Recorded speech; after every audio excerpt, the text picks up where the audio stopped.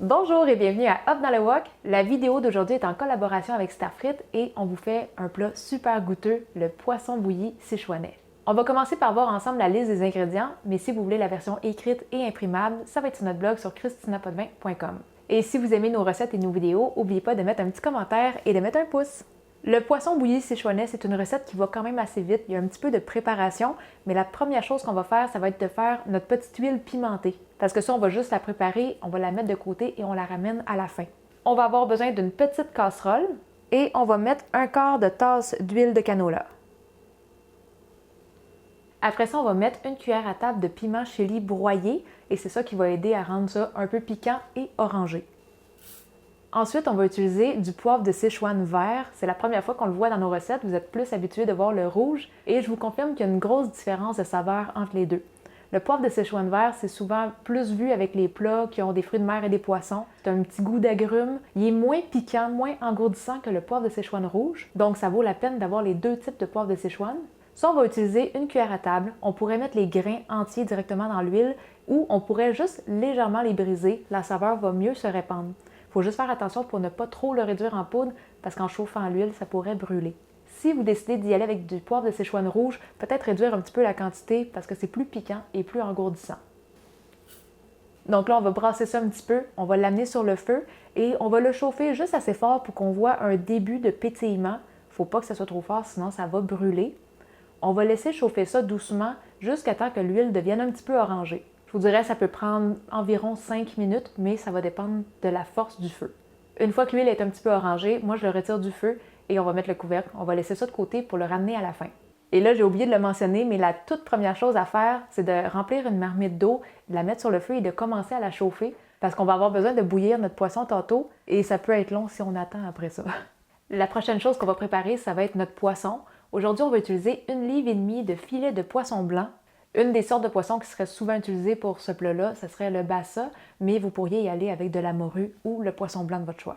On va couper ça en gros morceaux de 4 à 5 cm parce que ça va rétrécir à la cuisson. On veut quand même avoir des bonnes bouchées. À noter que moi, j'en ai un petit peu moins que prévu, j'ai 540 g aujourd'hui. La recette, pour avoir 4 bonnes portions, ça serait 680 g. La quantité de poisson au final ne va pas affecter le goût de la recette.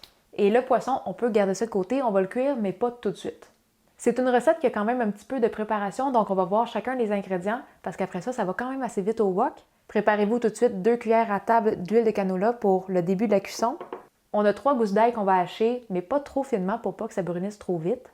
On a aussi 1 cuillère à table de gingembre haché. Après ça, on a 3 oignons verts qui est au total 50 g. La partie blanche, on va la couper en rondelles. Ça, on va l'utiliser en début de cuisson. Et la partie verte, on va couper ça en tronçons de 2 à 3 cm. On va l'utiliser plus vers la fin de la cuisson.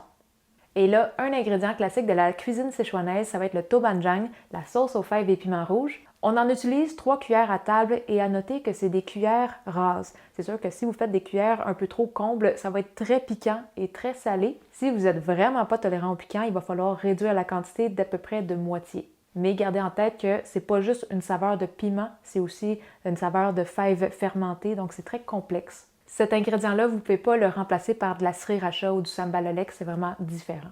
On a aussi 4 cuillères à thé de vin cuisson Shaoxing. On a 1 cuillère à table de sucre. Et encore une fois, on va avoir du poivre de Sichuan vert. Cette fois-ci, j'en utilise 2 cuillères à thé et on va bien le moudre. Vous pouvez le réduire complètement en poudre ou laisser des petits morceaux un petit peu plus grossiers. Moi, j'aime ça quand il y a un petit peu de texture. C'est pour ça qu'aujourd'hui, je le fais avec un mortier. Mais si vous voulez le réduire en poudre très fine, vous pourriez aussi utiliser un moulin à épices. Encore une fois, vous pourriez prendre du poivre de Sichuan rouge, mais je réduirais la quantité de moitié vu que c'est plus intense. On a 2 cuillères à thé de piment chili broyé. Si vous n'êtes pas tolérant au piquant, vous pouvez réduire ça aussi. La base de notre bouillon, ça va être du bouillon de poulet. Moi, j'utilise les petits cubes Knorr, donc on fait juste mélanger le cube avec de l'eau chaude. D'ailleurs, si le bouillon est déjà chaud, ça va être plus vite à réchauffer dans le wok après, fait que vous sauvez du temps à cet endroit-là. 1 demi-tasse d'eau, ça c'est juste pour augmenter la quantité de bouillon, mais en diluant un petit peu le niveau de salé. Et on a aussi besoin de 4 tasses ou 300 g de fèves germées. Ça, j'attends à la toute fin pour les rincer, juste pour pas qu'ils brunissent. Fait qu'on est prêt à commencer. On va chauffer le wok à feu moyen, environ 250 degrés Fahrenheit. On va mettre l'huile, l'ail, le gingembre et la partie blanche des oignons verts et on va faire revenir ça pendant 45 secondes. Les temps sont approximatifs. Si vous voyez que l'ail brunit un petit peu trop vite, vous pouvez passer à la prochaine étape plus rapidement. On ajoute le tobanjang et on va chauffer ça encore pour 1 minute. Si jamais vous trouvez que ça manque d'huile, n'hésitez pas à en rajouter un peu. On ajoute le vin cuisson Shaoxing, le sucre, le poivre de Sichuan et les flocons de piment et on continue de faire revenir ça pour 1 minute. Après ça, on va ajouter le bouillon de poulet et l'eau. On amène ça à ébullition, on met le couvercle et on descend la température à 200 degrés Fahrenheit. On va laisser mijoter ça pour 4 minutes. Et au même moment, on va aller bouillir le poisson. Donc, on a juste à mettre directement les morceaux de poisson dans l'eau bouillante. Et c'est pour ça que c'est pratique d'avoir préchauffé de l'eau juste avant. On doit le cuire pour à peu près 5 minutes. Bon, on est de retour au wok. Ça fait 4 minutes que ça mijote. On enlève le couvercle et là, on va mettre les fèves germées et la partie verte des oignons verts. On va cuire ça pour à peu près 30 secondes. Et après ça, on va les retirer avec une passoire araignée. Et là, faites attention pour ne pas frotter la passoire dans le fond du wok. Il ne faut jamais frotter les ustensiles de métal sur le revêtement. Une fois que ça c'est fait, ça fait à peu près 5 minutes que le poisson cuit, on va le transférer avec la même passoire araignée dans le wok. Et là, on va le laisser mijoter environ 3 minutes ou jusqu'à temps que le poisson ait fini de cuire complètement. À ce point-ci, on n'a pas besoin de remettre le couvercle. Une fois que le poisson est bien cuit, on peut éteindre le wok. On va transférer les morceaux sur les fèves germées. Et là, on va verser le bouillon. On n'est pas obligé de tout le mettre, on le remplit juste pour faire une belle présentation. Et après ça, il reste juste à rajouter l'huile qu'on a préparée au début. Vous pourriez la mettre directement comme ça avec tous les petits morceaux, mais moi, je préfère la filtrer avant. Et vous en versez la quantité que vous voulez, vous n'êtes pas obligé de toute la mettre. Et après ça, c'est prêt, on va pouvoir servir. Ça, c'est le genre de plat qu'on va servir au centre de la table. Tout le monde va avoir son petit bol de riz et on va juste choisir la portion qu'on veut. Si on veut plus de légumes ou plus de poissons, on peut gérer ça comme on veut. Puis moi, je suis pas une fan de poisson à la base, mais ce plat-là, il est vraiment bon. Je vous dirais que ce plat-là, c'est parmi nos recettes les plus relevées. Donc, si vous êtes un peu moins tolérant au piquant, peut-être juste réduire quelques-uns des ingrédients.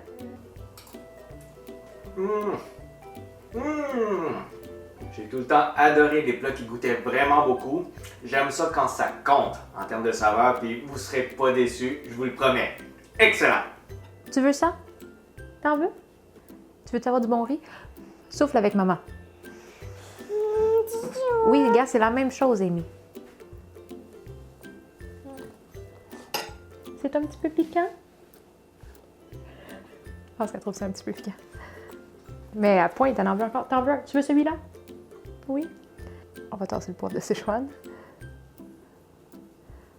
Il n'y a pas trop d'épices, là. Est-ce que c'est bon? Ouais.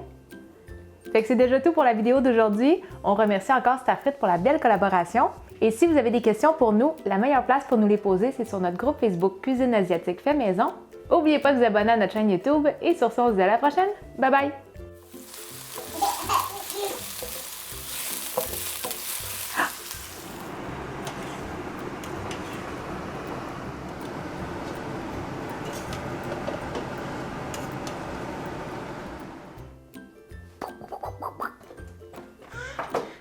Donne-moi donc l'oignon vert, ça va l'occuper. Tu veux-tu jouer avec ça? Okay. Goûte à ton oignon. Goûte-y, goûte-y. C'est-tu bon? Tiens, va jouer avec. Bye bye!